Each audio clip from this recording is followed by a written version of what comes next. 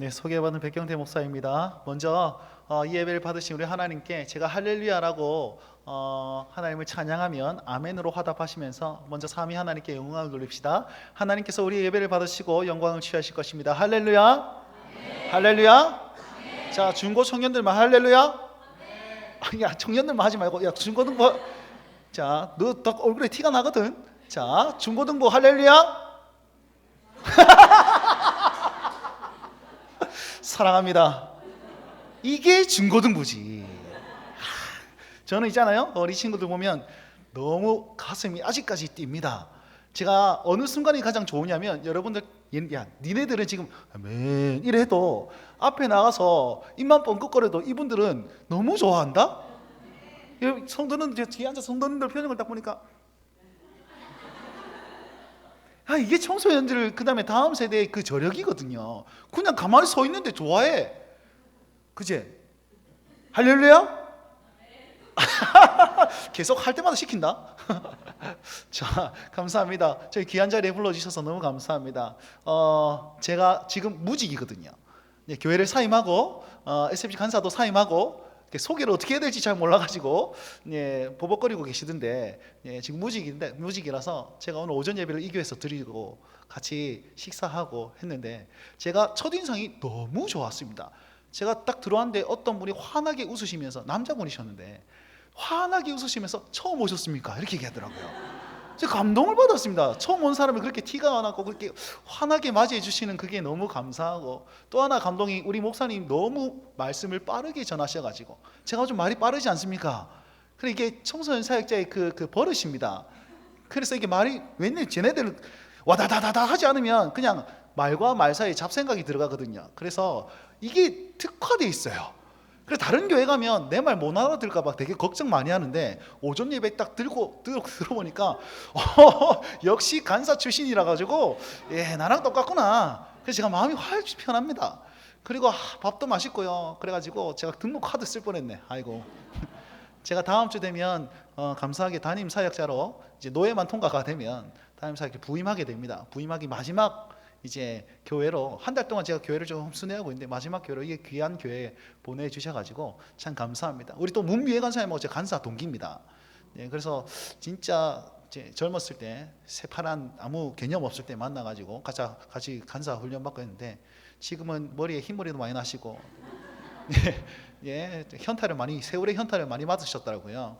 그런 귀한 교회에 초청해 주셔서 감사하고, 또 우리 특별히 아멘 소리 별로 안 나지만 그래도 다음 세대를 향해서 말씀을 전할 기회를 주셔서 감사합니다. 우리 특송해 주신 중고 청년들이 다시 한번 박수 한번 드릴까요? 감사합니다. 진짜 부끄러워한다. 저런 친구들 있잖아요. 세월이 가면 갈수록 이 자리에 주역이 되고 또 하나님의 사람으로 변화될 줄 믿습니다. 아멘. 그런 기대가 저 안에 있어요. 제가 신대원에 다닐 때 이래 밥 먹고 나면 전부 다 전사님들이 도라도라 하거든요. 살 뺀다고. 근데 거기에 대안학교가 있었습니다. 지금도 있는 거 모르겠는데, 근데 거기에 대안학교 친구들이 교복을 입고 돌아다니는 거예요. 친구 동기한테 그런 말을 한 적이 있습니다. 야, 나는 교복 입은 친구들만 보면 막 가슴이 뛴다, 막 설렌다. 그러니까 변태가 뭐 이렇게 쳐다보더라고요. 그게 아니라 그냥 지나가다가 저 교복 입은 사람들 보면 저건 어느 학교지? 자들은 지금 이 시간에 왜 돌아다닐까? 모의고사인가? 수능일 언제일까? 이거 뇌를 거치지 않고 그런 생각이 들어요. 그게 그러면서 또 하나 생각한 거죠. 청소년 사역이 참 하나님 부르심이구나, 이런 생각도 하다가 이제 내려놓으려니까 너무 아쉬운 거야. 근데 쟤네들 보니까 또 간사 다시 해야 되나? 이런 마음이 또 확 드는데, 아직까지 저는 아직 저 친구들 보면 제 사랑하는 마음이 좀 있습니다. 생판 모르는 친구들이지만 그럼에도 불구하고 저런 모습들 하나하나씩 변해가는 모습이 기대가 되고 그렇습니다. 자, 여러분 청소년들을 바라보거나 아니면 다음 세대 바라볼 때 제가 중요하게 생각하는 것 두 가지가 있습니다. 첫 번째는 뭐냐면 정체성이고요. 두 번째는 부르심입니다. 이걸 다른 말로 하면 내가 누구인가와 내가 뭐 하면서 살아야 되지 라는 것이거든요. 비전이라고 할 수 있습니다. 근데 이 정체성과 부르심은 어떻게 보면 똑같아요. 하나님께서 야, 너 구원받아야지 라고 부르실 땐 그런 미래에 대한 계획 없이 그냥 부르셨을까요? 아니거든요. 하나님께서 모세를 불러가지고 떨기 나무에 불질러가지고 파이어 해가지고 그 떨기 나무가 안 탈 때 모세 한 사람 구원하기 위해서 모세를 부르셨을까요? 아니거든요. 모세 뒤에 뒤따라올 그 수백만 명의 그 이스라엘 백성들을 염두에 두시고 부르셨다는 거예요. 사도 바울을 부르실 땐 저 악한 놈, 저 파묻을 놈, 믿음으로 파묻어야 되는데 스데반 집사님을 죽일 때 같이 죽였어야 되는데 그러면서 그렇게 부르셨습니까? 그런 죄인을 부르실 때에도 이방인의 그릇으로 사용하기 위해서 내가 불렀다 명확하게 얘기하시면서 부르심을 기억하며 콜링하시거든요. 그래서 부르심에는 두 가지가 있습니다. 첫 번째는 구원에 대한 부르심과 사명에 대한 부르심. 그 구원에 대한 부르심이 뭐예요? 정체성이거든요. 내가 누구인가? 아직까지 저 친구들이 불분명할 거예요. 그런데 이 두 가지가 확신이 되면 어떤 일이 일어나느냐? 전혀 흔들림이 없이 되고 그리고 미래에 대한 두려움이 사라지게 됩니다.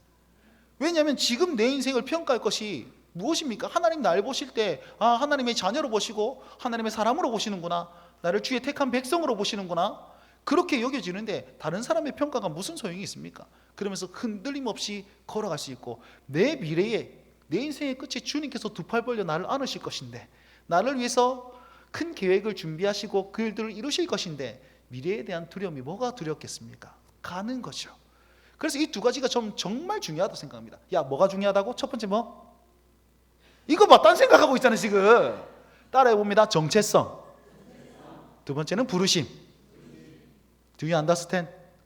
잘 모른다. 반응이 청소년들은 반응이 없지만 그러는 일 합니다. 사랑합니다 여러분.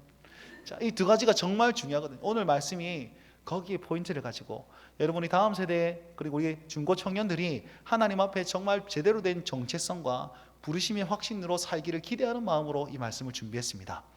오늘 말씀을 보시면요, 마가복음 말씀인데 제자들을 부르는 장면입니다. 제자들을 부르시는데 여러분 예수님께서 이 땅에 오셔서 많은 공생의 사역을 하시고 그 다음에 이제 마태, 마가, 누가, 요한복음 이 네 가지가 예수님의 생애를 얘기한 어떤 이게 성경 중에 하나입니다.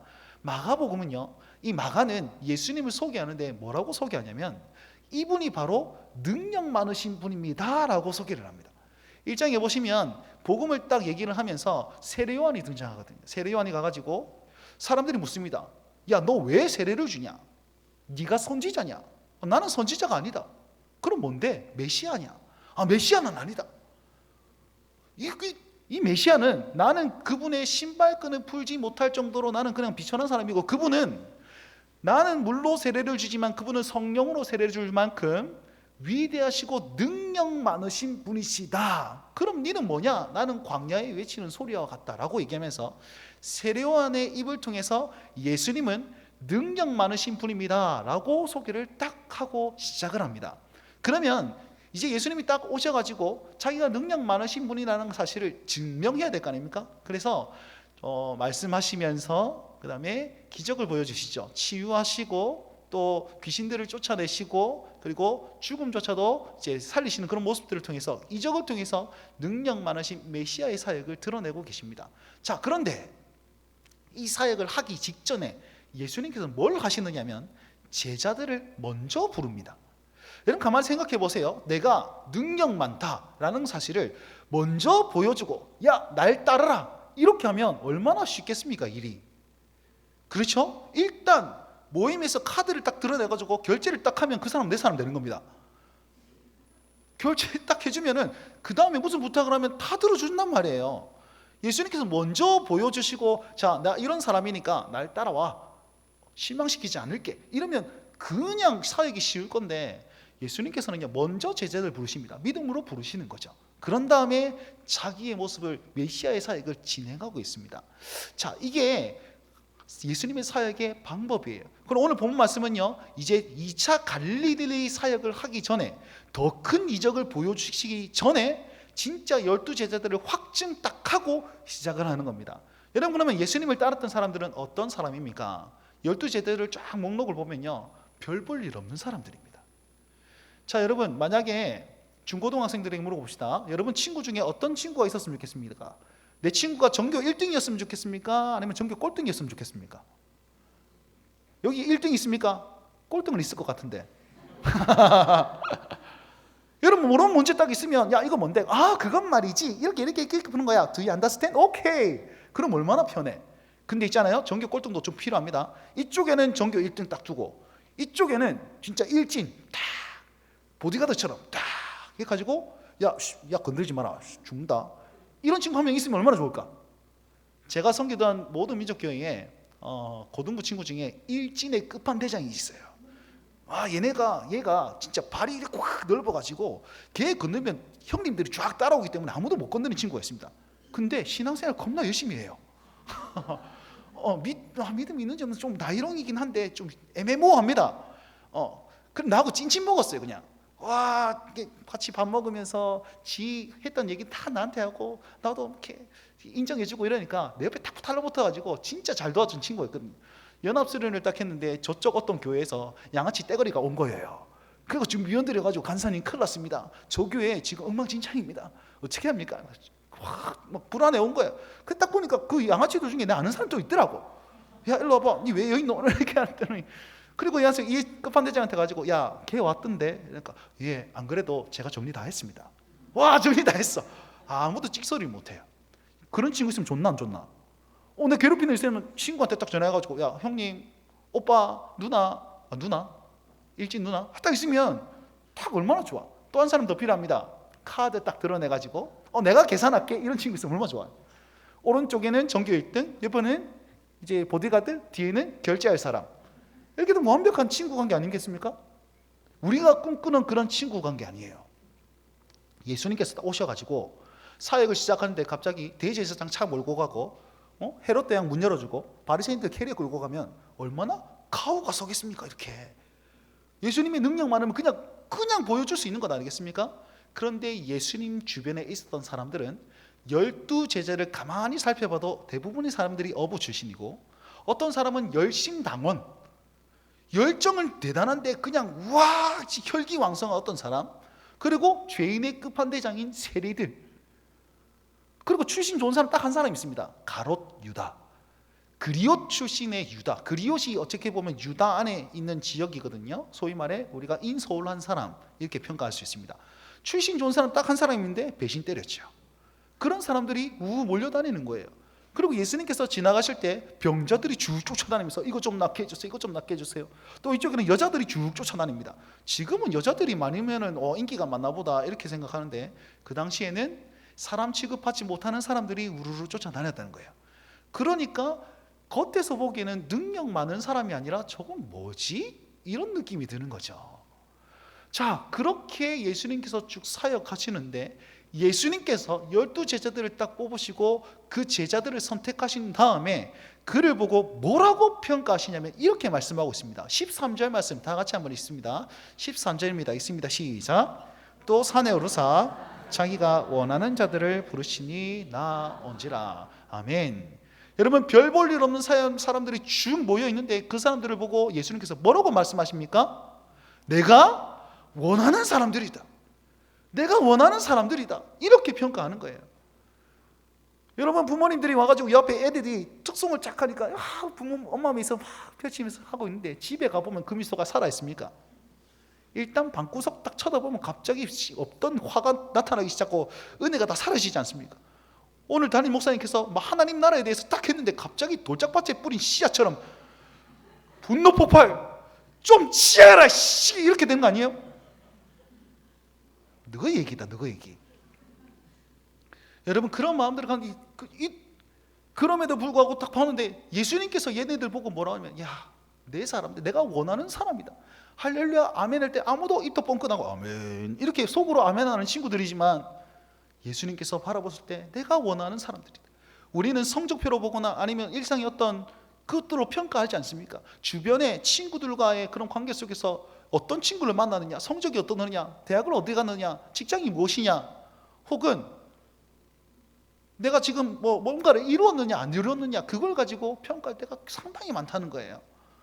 그럼에도 불구하고 하나님께서, 우리 주님께서는 그걸 보지 않고 내가 택했느냐 택하지 않았느냐, 내가 원하느냐 안 원하느냐, 그걸 보고 평가하시다라는 겁니다. 사랑하는 성도 여러분, 우리가 이 친구들 볼 때 어떤 마음을 가져야 되냐면, 하나님께서 부르신 백성이구나 라는 것으로 여러분 보아주시길 소망합니다. 여러분들은 어떤 마음으로 나를 바라보냐면, 하나님께서 나를 택하여 불러서 원해서 지금 이 자리에 두고 계시는구나 확신하시기 바랍니다. 이게 정체성이에요. 여러분, 제가 잘 모르지만 여기 있는 대부분의 사람들은 눈 떠보니까 엄마와 아빠가 있는데, 자, 엄마 아빠 얘기해봐. 집사님, 여기 할아버지야, 장로님, 할머니, 권사님. 눈을 떠보니까 나는 종교적인 자유가 없어. 여기 절에 가면 집안이 불러있는 그런 어떤 곳에 태어나지 않았습니까? 역시 반응이었군요. 그러니까 나는 가정의 평화를 위해서 이 자리에 앉아 있을 수 있어요. 그리고 여기 안 오면 안 되니까 일단 전도사님 혼날 것 같으니까 일단 와준다, 뭐 이런 느낌으로 와주실 수도 있습니다. 그런데요, 이게 하나님의 부르심인지 믿으시라니까요. 여러분, 이 자리에 앉혀놓기가 얼마나 힘든지 아세요? 가서 전도 한번 해보세요. 얘네들한테 전도 한번 해보세요. 안 된다니까요. 근데 여기에 앉아있는 이유는 하나님의 부르심이 있다니까요. 자, 물어봅시다. 하나님의 부르심 어떻게 확인할 수 있습니까? 확인하기 좀 어렵습니다. 근데요, 확인할 수 있는 여러 가지 방법 중에 단 하나는 과거를 돌아보면 됩니다. 여러분, 2023년 하나님의 부르심, 하나님의 뜻이 이루어졌습니까? 안 이루어졌습니까? 분명히 이루어졌습니다. 2023년 12월 31일부로 하나님의 그 뜻은 완전하게 이루어졌습니다. 왜냐하면 그분은 실수가 없으신 분이거든요. 완전하신 분이시거든요. 세상을 자기 뜻대로 확신 있게 부르시고 확신 있게 이끌어 나가시는 섭리하시는 하나님이시거든요. 그래서 2024년 하나님께서 어떤 뜻을 이루셨을까요? 어떤 일을 계획했을까요? 12월 23일 날 확인할 수 있습니다. 그렇게 하나님 완전하신 분이거든요. 그런데 그 완전하신 분께서 청소년기 때, 청년 시절에 지금 이 세상에는 많은 놀거리가 있고 많은 먹거리가 있는데 굳이 여기에 저기에 앉혀놓으신 이유는 무엇입니까? 하나님의 뜻이 있고 하나님의 부르심이 있다니까요.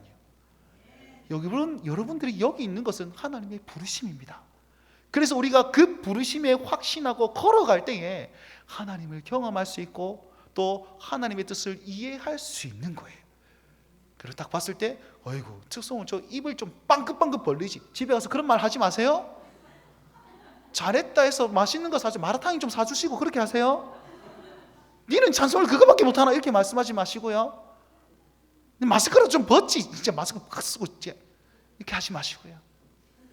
제가 사역했던 교회 중에 특송한다고 했는데 어떤 자매가 이렇게 화장 예쁘게 하고 왔더라고요. 그러면서 이제 옷도 예쁘게 입고 치마 이렇게 딱 입고, 근데 머리에 모자를 팍 쓰고 밑에는 슬리퍼 신고 그리고 특송을 딱 했어요. 제가 또 말씀을 딱 전하면서, 여러분, 이게 지금의 패션이 MZ세대 패션입니다. 이뻐해 주시고 잘했다 해주시고, 그때 그 당시 그게 유행했었거든요. 슬리퍼 색깔 바꿔시는 게 유행했거든요. 그거 신고 특송하는 거예요. 그럼에도 불구하고 이거 말고요, 그냥 잘했다 해주시고 하나님께서 성장 과정 중에 지금 저곳으로 부르셨구나, 이렇게 보는 시선이 중요하다니까요. 믿음으로 말미암아, 믿음이 없이는 안 됩니다.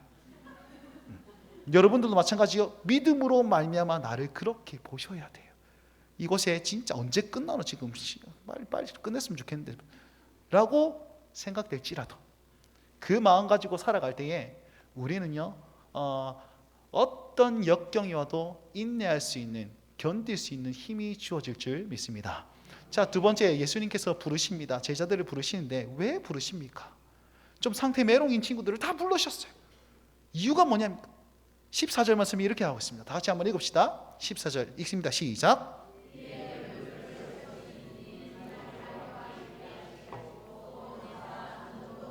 아멘. 자, 먼저 이 12를 세우셨으니 이는 뭐 하기 위해서요?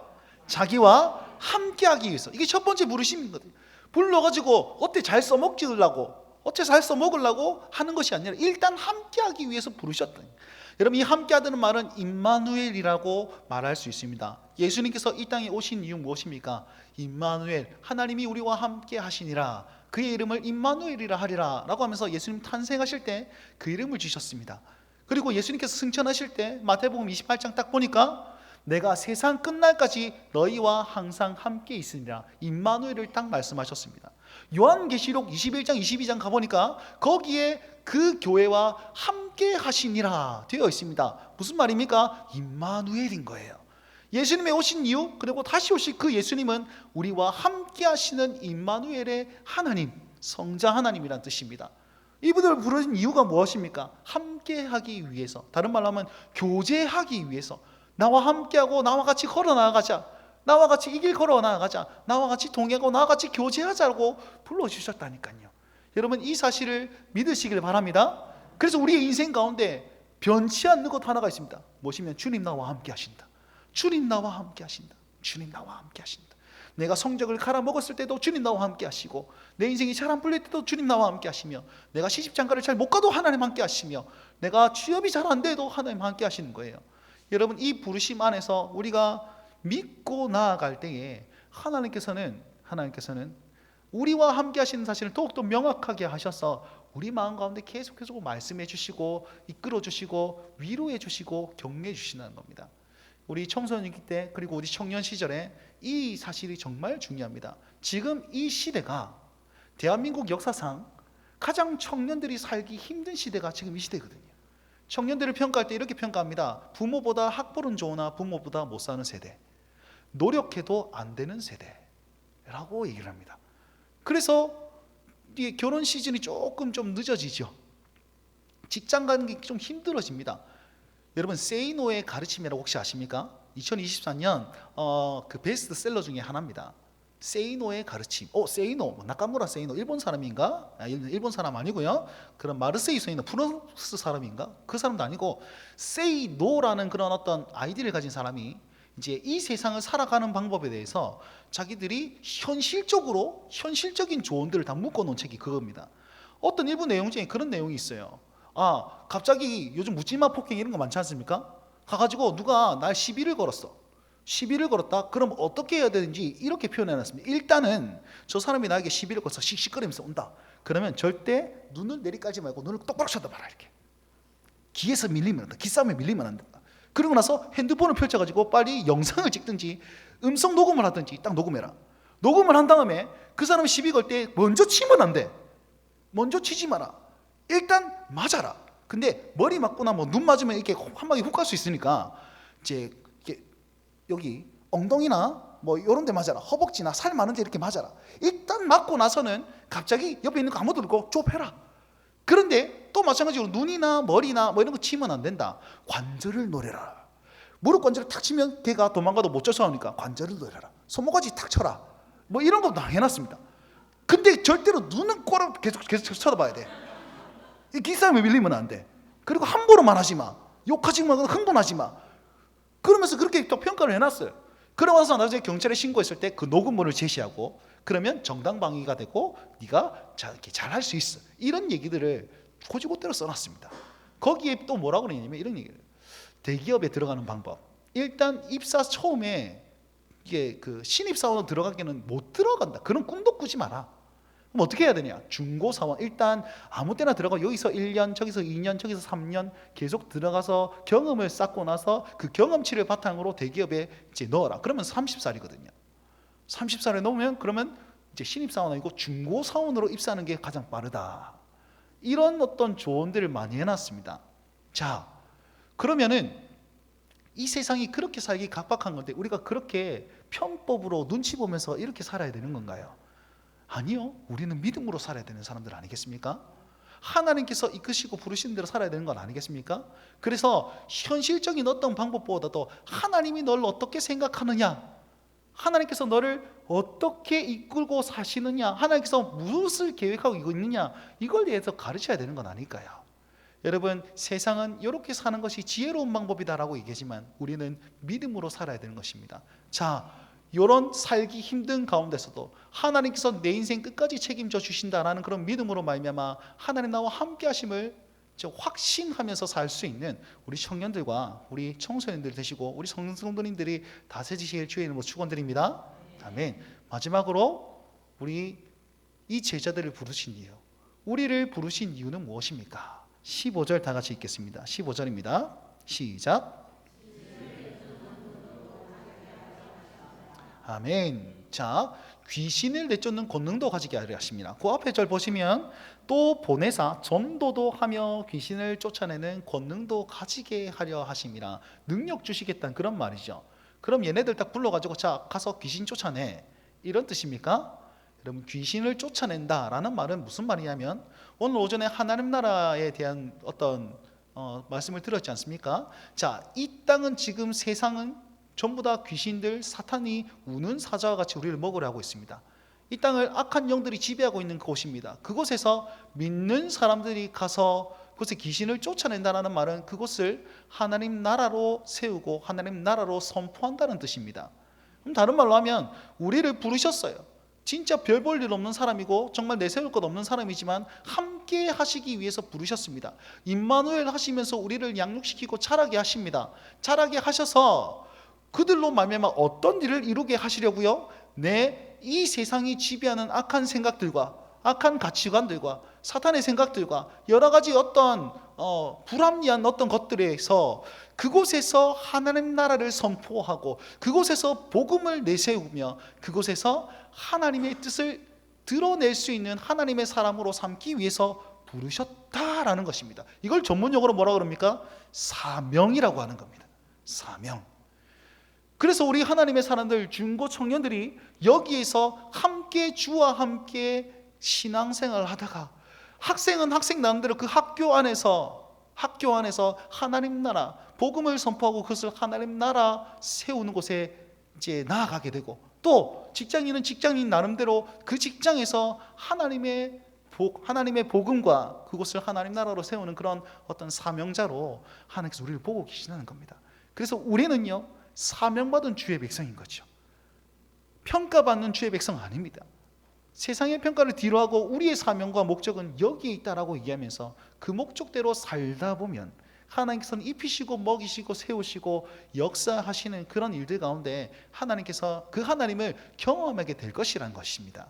그럼 우리가 기억해야 될 것은 무엇입니까? 하나님의 부르심이라는 거예요. 부르심. 나를 왜 불렀을까? 나를 왜 이 직장에 보냈을까? 나를 왜 이 학교에 보냈을까? 여러분, 공부 잘해서 잘 먹고 잘 살기 위함이 아니라 그곳에서 복음을 전하고 그곳을 하나님 나라로 삼기 위해서 나를 이곳에 보냈구나. 확신을 가지고 살 수 있을 때 여러분들의 삶의 목적은 달라지고 삶의 질은 달라지는 거예요. 우리가 그 믿음이 없고 그 부르심에 확신이 없기 때문에 갈팡질팡 미래에 대한 두려움으로 머뭇머뭇하게 된다는 사실입니다. 사랑하는 우리 다음 세대 여러분, 꼭 이 하나님의 사명을 잊지 마시길 바랍니다. 사랑하는 성도 여러분, 지금도 이 세대에 맞게 하나님은 우리에게 부르시고 계십니다. 이것으로 살아라, 하나님 나라 백성으로 살아라, 하나님 나라를 세우며 살라 라고 부르고 계십니다. 그 부르심에 귀 기울이시길 바랍니다. 그러할 때에 나는 아무것도 가지지 못하고 힘도 없고 영향력 없는 것 같지만 하나님의 놀라운 뜻이 이루어진다는 사실을 여러분 믿으시길 바라고요. 자, 여러분, 이 마가복음이죠. 마가가 이 서신을 쓸 때 상황이 어떠느냐, 이런 상황입니다. 여러분, 마태, 마가, 누가, 요한복음 중에 가장 먼저 기록된 성경이 바로 마가복음이다라고 학자들은 다들 이구동성으로 얘기를 합니다. 이때 당시 상황은요, 로마의 압제아래에 있었습니다. 근데 한 정신 나간 어떤 황제가, 네로 황제라는 정신 나간 그분이 계십니다. 그분이 영감을 얻기 위해서 어디 뭐 정원인가 왕궁인가 불을 질렀어요. 불을 확 질러가지고 대화재가 일어납니다. 대화재가 일어나가지고 딱 보고 이걸 수습해야 될 거 아닙니까? 그럼 내가 있습니다 이러면 저 미친 왕이 어떻게 해서 이렇게 될까봐 저 불을 질러놓고선 저거 누구 그러냐? 범인들이 그리스도입니다, 기독교인들이 불 질렀다, 이렇게 얘기를 했거든요. 그 시로부터 기독교인들이 대박해가 일어나는 거예요. 대박해가 일어나가지고 사도들이 순교를 당합니다. 야고보가 죽고요, 그리고 베드로가 죽습니다. 그러니까 신자들이요, 갑자기 불안에 떨기 시작하는 거예요. 우리 사도들, 정신적 지주인 그 사도들이 다 죽어나가고 있네. 그 사람들이 위협하는 거죠. 야, 너 잘못 믿었어, 큰일 났어, 너 엉망진창이야. 계속 믿음을 흔들기 시작하는 겁니다. 너 사기당했어. 그 사기당한 것 중에 하나가 뭐냐면 예수 그리스도가 다시 오신다 그랬는데 안 오잖아 지금. 여러분, 예수님께서 이렇게 말씀하셨거든요. 내가 속히 올 것이다. 이 세대가 가기 전에 속히 오리라, 이렇게 얘기했단 말이에요. 이 세대, 그 당시 사람은 이 세대가 30년으로 보았습니다. 지금 살고 있는 이 세대가 가기 전에 오시겠다 그랬는데 30년이 살 지나가지고 그 세대가 다 끝나가기 시작하는 거예요. 그러면서 사도들도 죽고 제자들도 순교당하고 있는 거죠. 그러니까 이거 가짜네, 우리가 잘못 믿었네, 흔들리는 신앙 가운데 있는 겁니다. 근데 마가가 갑자기 성령의 감동을 통해서 이거 아니잖아 그러면서 붓을 들기 시작해서 이 예수님에 대해서 쫙 기록을 하는 거예요. 기록을 쫙 하면서 여러분 보십시오, 이게 복음입니다. 우리 흔들리지 맙시다. 마가복음 1장 1절 말씀, 예수 그리스도 하나님의 아들 예수 그리스도의 복음의 시작이라, 이렇게 하면서 복음, 좋은 소식이 바로 예수님입니다. 여러분 이 예수님 붙들고 있어야 됩니다 라는 사실을 기록한 거예요. 근데 마가가 어떤 사람이냐면 마가는요 실패자입니다. 여러분 우리가 마가의 이름을 어디서 제일 처음 듣습니까? 마가의 다락방 들어보셨습니까? 사도행전에 보시면 마가의 다락방에서 120명의 사람들이 모여서 기도하고 시작합니다. 여러분 이 사실을 보면 마가는 굉장히 부자였습니다. 가가지고 그 집에 초청인데 120명이 다 들어갑니다. 혹시 그런 집에 살고 계신 분 있습니까? 다락방인데 120명 들어가시는 분, 저거 좀 친하게 지냅시다. 없잖아요. 그 집에 초청인데 120명이 들어갈 공간이 있었다는 거예요. 좀 잘 살았습니다. 그래가지고 거기에서 기도하고 있는데 성령님이 임하셔가지고 역사를 경험했어요. 그 은혜를 받고 마가가 바울이 복음 전도하러 갈 때 손들어가지고 나도 따라가겠습니다 이렇게 얘기합니다. 그래서 바울과 바나바와 마가가 1차 전도여행 때 같이 갑니다. 구브로를 거쳐가지고 버가라는 곳에 딱 갔는데 사도행전 다 그 설교 들으셨다 그랬죠. 버가라는 곳에서 어떤 일이 일어납니까? 마가가 나는 못하겠습니다 이렇게 된 거예요. 아마도 잘 살았던 그 몸에 빼어 있어가지고 잘 지냈겠습니까? 이렇게 아무 때나 자고 아무거나 먹고 잘 쉬지도 못하고 그게 너무 힘들었나 봐요. 그래서 중도 이탈합니다. 2차, 3차인가 2차인가 다시 가가지고 이제 그 바나바가 마가도 데려갑시다. 그러니까 바울이 그거는 안 돼. 사도행전에 뭔가 다투었다는 부정적인 얘기를 거의 기록은 안 하는데 바나바와 바울이 심하게 싸우는 거예요. 그래서 바울은 신라를 데리고 아시아 쪽으로 가고 바나바는 마가를 데리고 구브로로 갑니다. 선교팀이 두 팀으로 쪼개지는 거예요. 이게 마가의 그 일상입니다. 자기가 열심히 했는데 실패했어요. 그 뒤에 마가가 어떻게 되는지 잘 몰라요. 근데 추측해보기로는 바나바가 선교여행하면서 일찍 죽었나 봅니다. 마가만 덩그러니 남았어요. 그러니까 어떻게 해야 될지 몰라서 방황하는데 누가 걷어갔냐면 베드로가 그 마가를 데리고 갑니다. 베드로 전서 보시면 내 사랑하는 아들 마가도 너희에게 문안하느니라 이렇게 되겠습니다. 가만히 생각 한번 해봅시다. 복음 전도에 따라가고 실패했어요. 2차 전도에 따라갔는데 선임자는 먼저 죽고 나는 어떻게 될까 모르니까 갈팡질팡 하는 거예요. 베드로가 딱 보니까 내 모습이랑 똑같거든. 예수님이 수치자인데 예수님이 3번 부인하고 부활하신 예수님을 만나고 나서 나는 고기 잡으러 갈래 갔던 그 모습이 떠오른 거예요. 그 마가를 데리고 같이 전도하고 또 양육하기 시작합니다. 결국 마가는요 제일 마지막에는 사도 바울이 이렇게 얘기하는 거예요. 나에게 마가를 좀 보내라. 그가 나의 도움이 되느니라. 그렇게 치고받고 싸웠던 그 바울조차도 이제 마가를 인정하기 시작합니다. 여러분 이 모든 인생을 살았던 분이 바로 마가예요. 다른 말로 하면 복음에 열심히 있었으나 열심히 살려고 했으나 실패자였습니다. 약한 사람, 찌질한 사람, 내가 진짜 열심히 잘해보려 했는데 잘 안 됐던 사람이었습니다. 근데 그의 입에서 뭐라고 얘기하냐면 복음의 시작, 예수 그리스도 복음의 시작이라. 이 복음 예수 그리스도는 진짜 우리에게 좋은 소식이 됩니다. 여러분 내 인생 보십시오. 내 열심히 살라고는 잘 안 됐잖아요. 약한 자잖아요. 근데 오늘 그분이 나를 보고 뭐라고 하냐면 자기가 원하는 사람이라고 얘기해 주셨습니다. 내가 실패하는 인생인 것 같은데 주님 끝까지 나와 함께 하셨습니다. 그리고 내 인생 가운데 이렇게 해주셨습니다. 그리고 제자들을 선택했는데 그들 별 볼 일 없는 사람들이었습니다. 여러분 지금 고난받고 있죠. 예수 그리스도가 거짓말 같죠? 아니에요. 그 예수 그리스도는 정말 우리에게 좋은 소식이 되고 그 예수 그리스도는 우리와 지금도 늘 함께 하시는 구원자가 되십니다. 할렐루야. 이 마음으로 지금 이 구절을 쓰고 있다는 거예요. 1차 독자들에게는 동일하게 제가 마가의 마음으로 여러분께 권면드립니다. 여러분 인생에 힘들고 어렵고 좌절이 있을 때 이 복음을 선택하시기 바랍니다. 이 주님께서 연약한 내 인생 가운데 함께하고 계시는 거예요. 그리고 결국은 이 성경을 기록한 저자로 그 마가를 사용하여 주셔서 위대한 하나님 나라를 지금도 계속 이루어 나가고 계시지 않습니까? 우리로 말미암아 귀신들을 쫓아내 귀신들을 내쫓을 권능도 가지게 하려 함이라. 그곳에 하나님 나라를 세우려 함이라. 그 일들을 마가를 통해서 이루신 그 하나님께서 마가를 통해서 이렇게 우리에게 전달해 주고 계십니다. 결국 우리 인생의 끝에 누가 계십니까? 예수 그리스도가 수고했다라고 안아주실 겁니다. 실패자요, 낭망자요, 좌절한 자요, 그게 아니고 결국엔 나로 말미암아 하나님의 뜻이 온전히 이루어질 것이고, 나로 말미암아 하나님 나라가 든든히 세워질 것이며 교회가 든든히 세워질 줄 믿으시길 바랍니다. 지금은 믿음이 없어서 아멘 소리 적게 하고, 지금은 믿음이 없어서 그냥 쭈삣쭈삣하고 있는 그 모습이 나중에 20-30년만 되면 지나면 여기에 거의 안 계실 분들은 거의 3분의 1은 계실 겁니다. 그죠? 저분들이 여기 와가지고 여기 앉아 있을 겁니다. 그러면서 다음 세대를 보고 흐뭇하게 이러고 있을 거란 말이에요. 그 일들, 그 하나님의 나라를 세우고 교회를 세워나갈 그 모습들이 저기에서 보아야 되는 것이고, 여러분도 그렇게 믿으셔야 돼요. 아하, 하나님께서 내 인생 헛수로 이끌지 아니하실 거구나, 나로 말미암아 하나님 나라를 세울 것이구나. 여러분 이 사실을 믿으시기 바랍니다.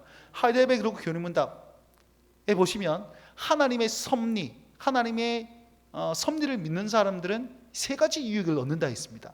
하나님께서 내 인생을 끝까지 이끌어 나가실 것이다. 섭리, 믿는 것 세 가지가 있습니다. 첫 번째는 한번 따라해 볼까요? 고난이 있을 때 인내하게 됩니다. 시작. 자, 뭐가 있다고요? 인내. 두 번째, 형통할 때 감사합니다. 됐습니까? 뭐가 있다고요? 감사가 있습니다. 세 번째, 미래를 확신하게 됩니다. 따라해 시작. 이 세 가지 유익이 있다는 거예요. 보십시오. 정체성, 내가 하나님의 사람이다. 부르심, 하나님께서 나를 반드시 세울 것이며 나를 말미암아 놀라운 하나님 나라를 세울 것이다 라는 그 두 가지가 있으면 고난이 있을 때 인내할 힘이 주어지는 거예요. 왜요? 내 정체성이 바른데 흔들림이 있겠습니까? 두 번째는 내가 형통할 때 감사할 수, 왜? 내 거야 아니니까 하나님께서 내게 은혜를 주셨구나, 하나님께 감사하며 더욱더 하나님께 나아갈 수 있습니다. 세 번째, 불확실한 미래 가운데 확신의 걸음을 걸어 나갈 수 있는 것입니다.